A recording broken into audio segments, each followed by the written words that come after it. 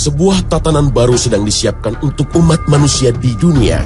Sebuah tatanan yang akan kita anut dengan satu persamaan hak, tunduk pada logika, janji nilai kemanusiaan, dan keterbukaan informasi tanpa batas.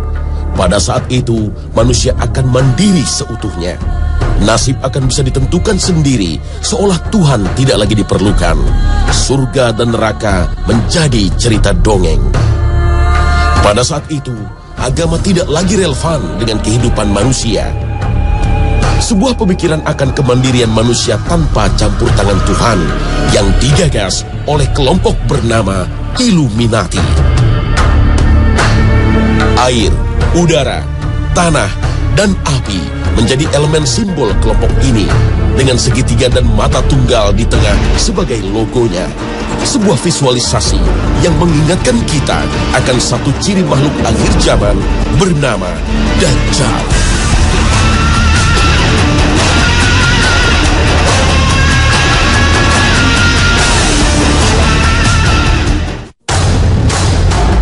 Assalamualaikum warahmatullahi wabarakatuh.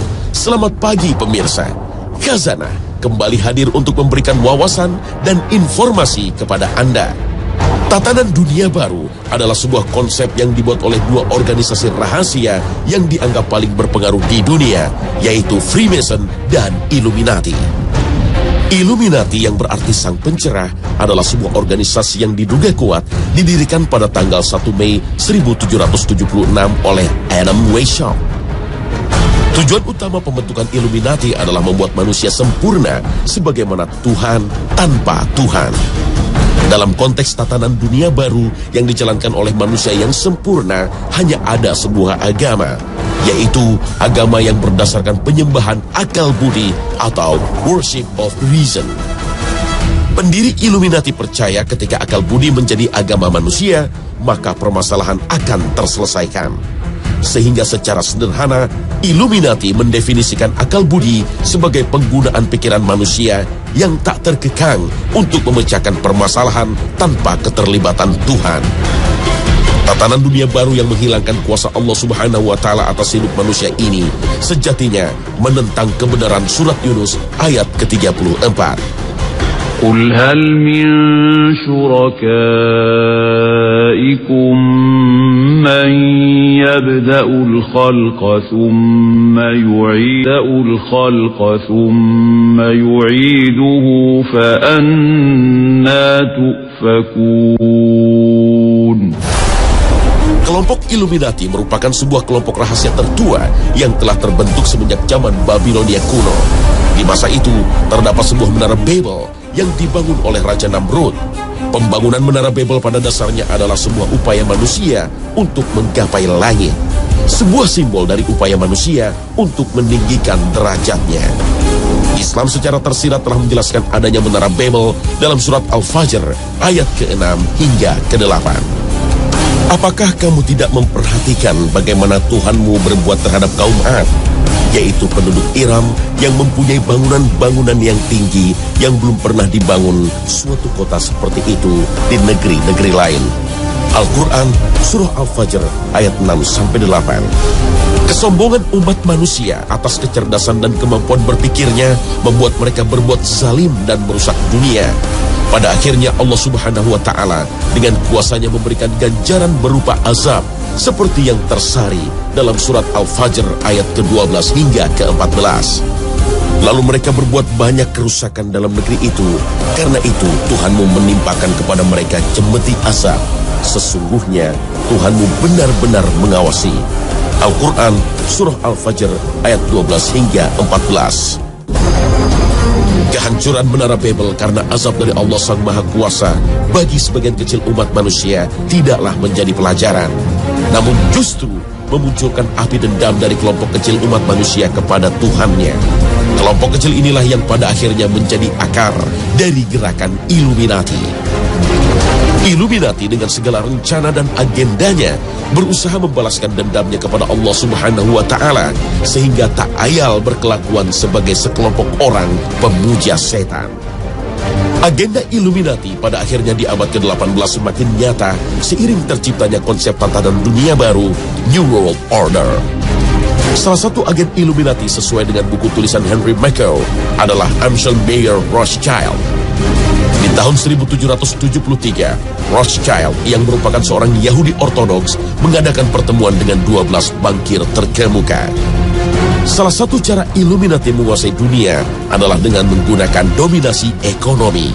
Cara-cara Illuminati mewujudkan tujuan besarnya adalah merancang bencana-bencana besar ekonomi seperti yang terjadi di tahun 1933 di Amerika Serikat. Guncangan ekonomi yang dikenal dengan istilah Great Depression tersebut adalah bencana ekonomi karena kehancuran pasar modal. Di abad ke-21, bencana ekonomi muncul kembali seiring dengan krisis ekonomi di Yunani yang menjalar ke negara-negara Eropa termasuk Spanyol dan Italia. Bencana ekonomi di Amerika Serikat kembali mencuat seiring dengan terpilihnya Barack Obama menjadi presiden negeri Paman Sam yang ke-44. Dan ternyata skema Ponzi yang dirancang oleh para bankir Yahudi meluluhkan sendi-sendi perekonomian sang negeri adidaya. Penguasaan para agen Illuminati atas perekonomian dunia sesuai analisis Henry Mackau pada akhirnya mulai menampakkan dirinya bahwa menguasai negara atau bangsa cukup dengan menguasai ekonominya. Dengan menguasai uang, maka kekuasaan atas pemerintah dan segala aturannya menjadi mutlak. Bentuk nyata dikdayanya ekonomi terhadap kedaulatan sebuah bangsa adalah belitan hutang dari sebuah negara, termasuk negeri yang kita cintai, Indonesia. Hingga tahun anggaran 2012, Indonesia harus menanggung hutang hingga mendekati angka 2.000 triliun rupiah.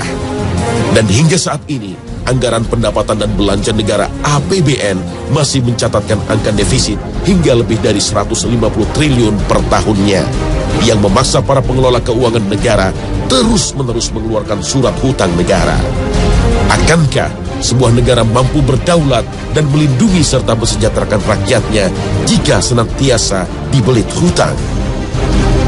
Dan mengapa Indonesia harus menanggung hutang yang demikian besar? Tak lain adalah dana yang harus dikeluarkan oleh negara untuk melindungi sektor perbankan ketika krisis di tahun 1997 hingga 1998. Sekali lagi inilah bukti nyata betapa sektor ekonomi memiliki peran vital dalam keberlangsungan sebuah negara, terlebih di negara kita yang merupakan negara dengan penduduk muslim terbesar di dunia.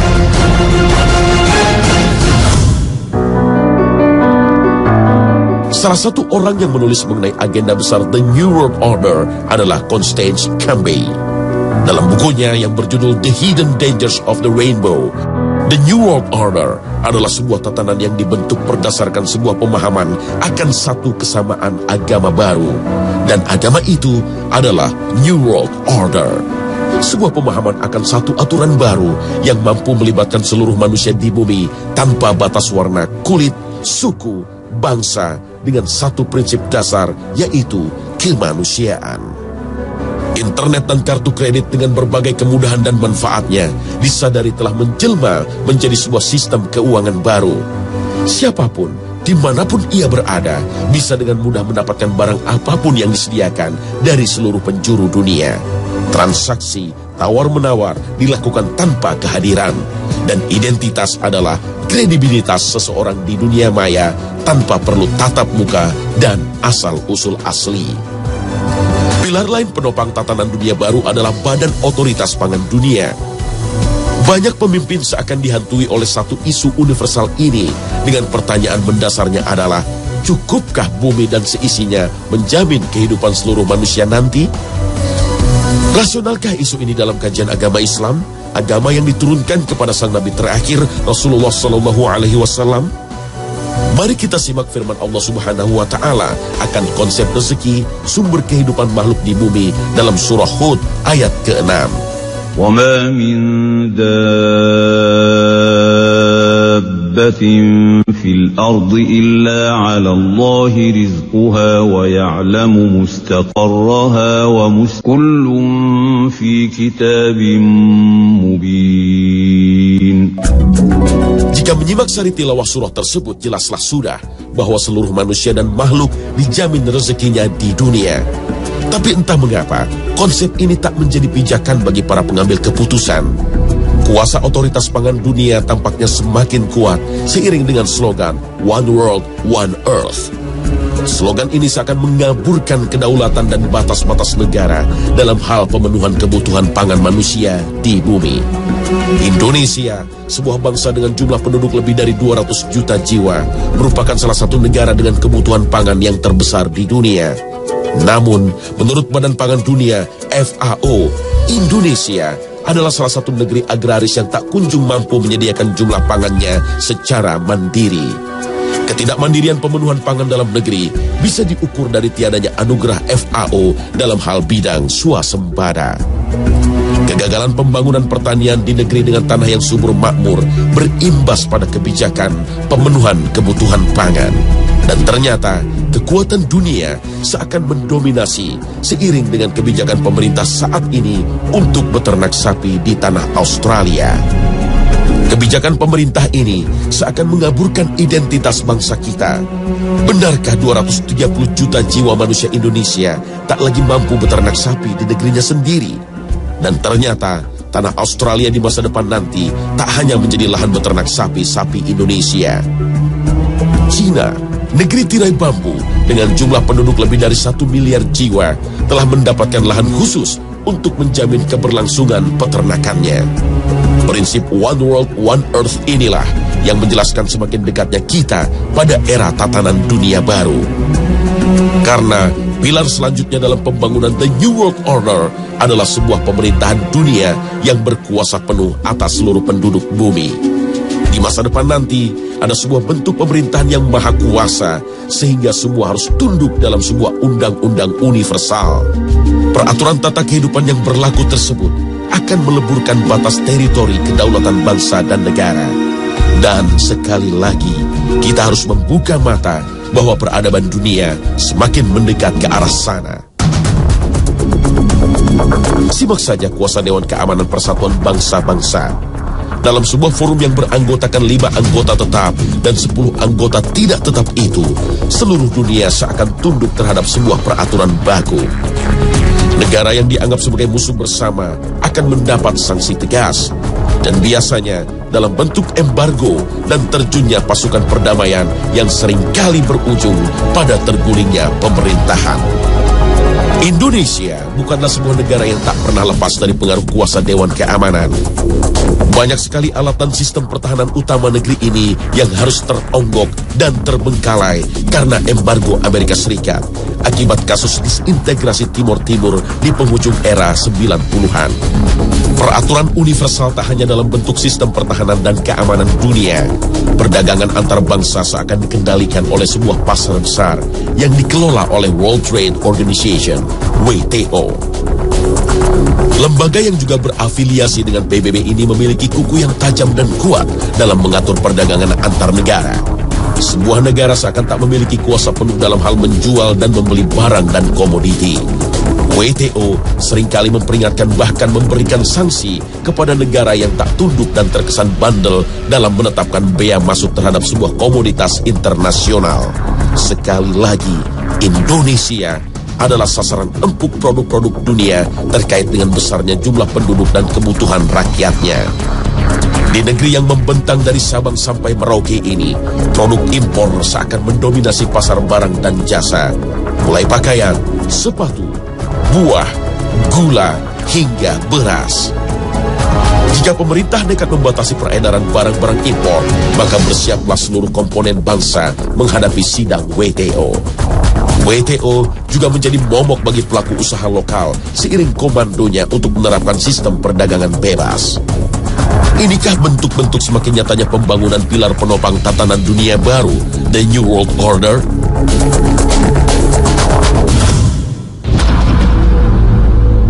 Tatanan dunia baru seperti kajian Ralph Epperson akan dipimpin seorang yang adil dan bijaksana.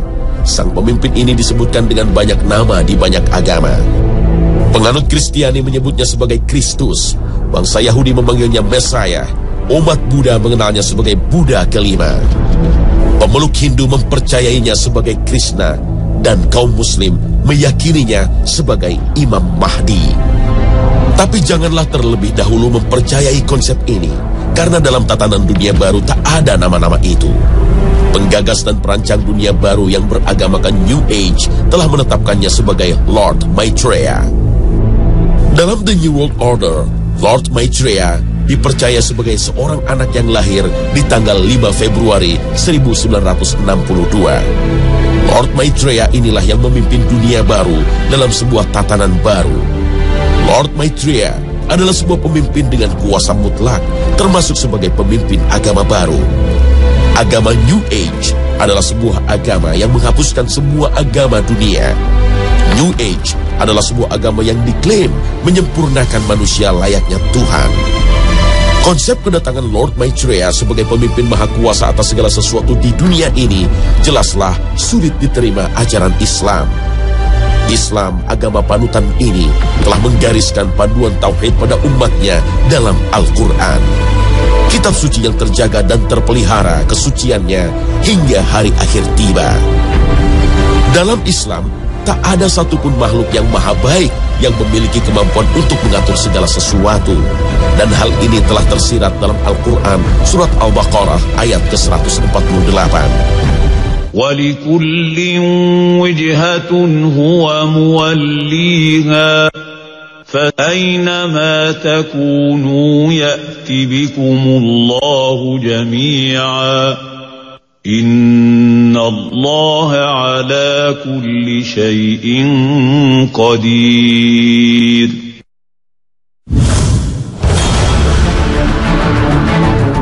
Imam Mahdi, seperti disebut dalam beberapa hadis Rasulullah SAW, disebutkan akan muncul di akhir zaman untuk membawa seluruh manusia kembali Islam. Bila tidak tersisa dari dunia kecuali 1 hari, tentu Allah akan panjangkan hari tersebut, sehingga Allah utus padanya seorang lelaki dariku atau dari keluargaku. Namanya seperti namaku dan nama ayahnya seperti nama ayahku. Ia memenuhi bumi dengan keadilan, sebagaimana sebelumnya telah dipenuhi dengan kezaliman dan keculasan. Hadis riwayat Abu Dawud.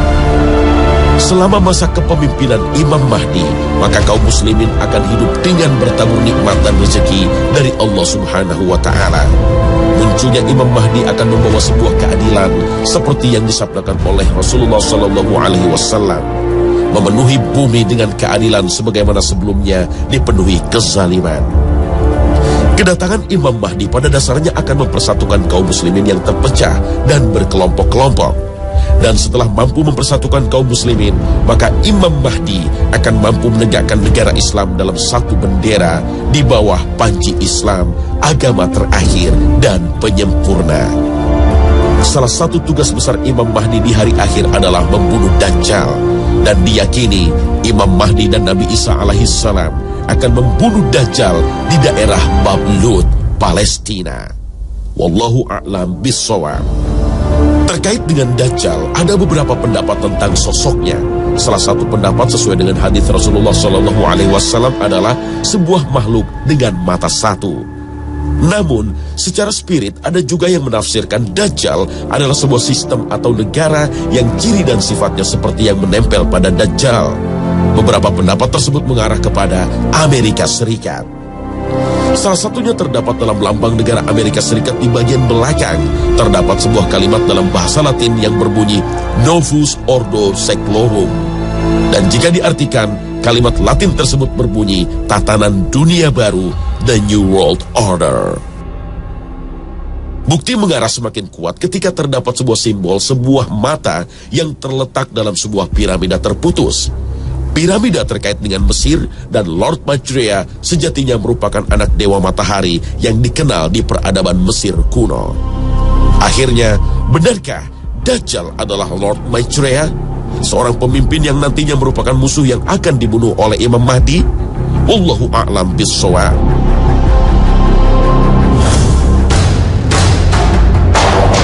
Pemirsa, agenda Illuminati yang mengusung konsep New World Order adalah cita-cita dan agenda manusia. Tetapi bukankah manusia adalah sebuah hamba yang lemah dengan segala kekurangan yang senantiasa diatur oleh Allah Subhanahu wa Ta'ala? Apapun agenda, rencana, dan tujuan umat manusia, pastilah membutuhkan kuasa Tuhan agar mampu terlaksana di dunia. Rencana manusia tidak akan berjalan tanpa kesesuaian dengan rencana Allah Ta'ala. Wa makaru wa makarallah wallahu khairul makirin. Mereka merancang, Allah juga merancang. Sesungguhnya Allah sebaik-baik perancang. Mungkin Illuminati hanyalah sebuah teori konspirasi saat ini, sebuah hal tak berbentuk dan tak terlihat, dan bisa jadi sebuah penyangkalan. Namun gerakan sejenis yang senafas toh nyata-nyata hadir di tengah kita. Sebuah ajaran anti Tuhan yang sering kita dengar dengan sebutan ateis atau pemikiran liberal yang masuk dalam tatanan masyarakat Islam yang justru mempertanyakan ajaran murni Rasulullah. Keputusasaan manusia lemah iman adalah target termudah dari ajaran Illuminati ini. Karena Allah dikatakan tidak berpihak kepada yang lemah dan miskin, dan menciptakan perbedaan serta ketidakadilan lewat garis rezeki, jodoh, dan kematian. Itulah sebuah bukti tanda akhir zaman, dan hanya kepada Allah kita mendekatkan diri.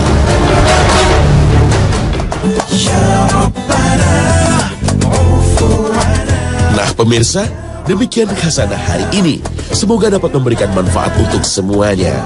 Tetap saksikan Khazanah setiap Senin sampai Jumat pukul 5.30 pagi. Wassalamualaikum warahmatullahi wabarakatuh.